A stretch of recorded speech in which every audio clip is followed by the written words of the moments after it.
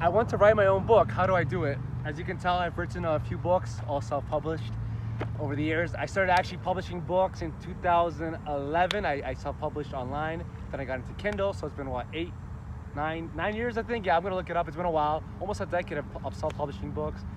And a lot of people are asking me how to write a book, how to launch a book. So this may seem like a lot, like, you know, you got the title, you got everything, you got all this cover. It seems very intimidating, but it's not. I'm gonna break it down.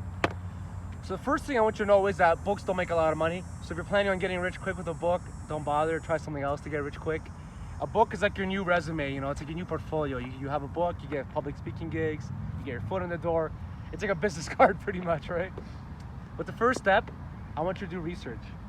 So you have to look into everything about this book or this topic before you write it. I don't want you to waste like 6 months writing a book that nobody cares about, then you're gonna get mad at me, and nothing good comes out of that.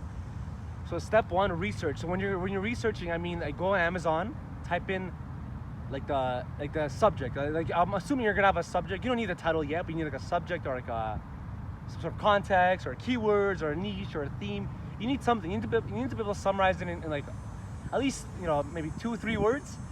And if you don't have anything, then there's no book, right? So let's say you want to write about intermittent fasting. You want to write about personal finance. So you want to know what you have, and you want to narrow it down. So let's say you want to write a book about personal finance for single moms. I don't know, just an idea. Anything. You have to look that up into Amazon and see if there's any similar books, right? And then you look at the numbers. How many reviews do they have? How many books are there on the topic? You look at that.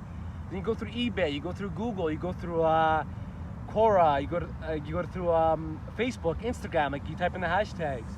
You just research everywhere you could possibly research. Like, even Quora is a good one because you're gonna see what people are talking about. And Quora, people ask questions about a topic, so you want to go in and see what exactly is happening, right? In this niche. You get all the information you can, and you determine whether it's even worth writing about this, right?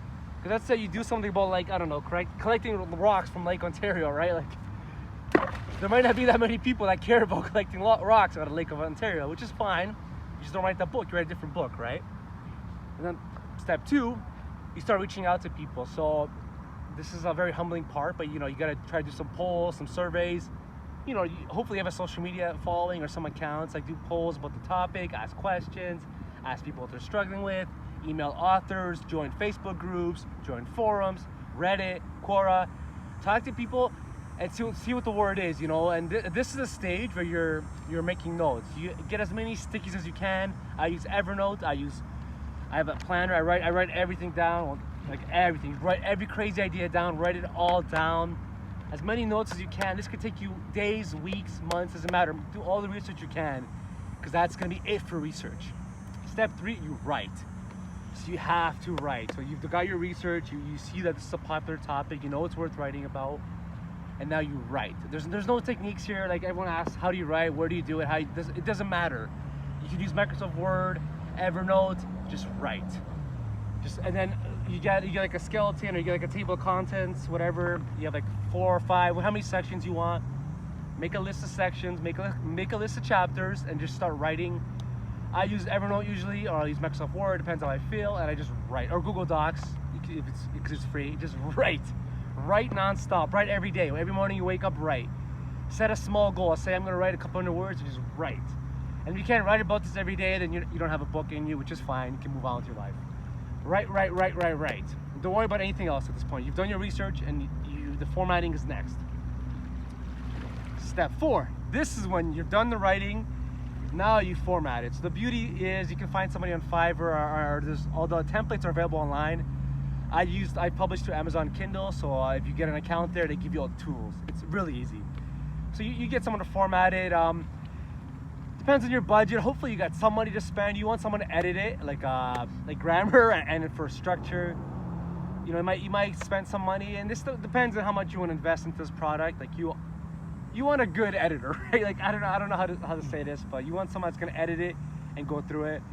I have a guy, he does a great job. I pay him whatever it is, and he edits everything for me. He formats it, and he puts it into the proper format. I just said that, but you know what I mean. He makes it so that like, I usually, if it's a real book, you want someone just to use. There's templates online. Use the proper template so that it looks proper when you publish it, right? And then yeah, they do their part. You get the editor goes through it, then it gets formatted. And then you find someone to make a logo or cover.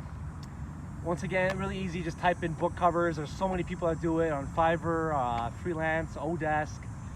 You know, these are minor details. Find someone, you know, I have a guy, he charges not that much.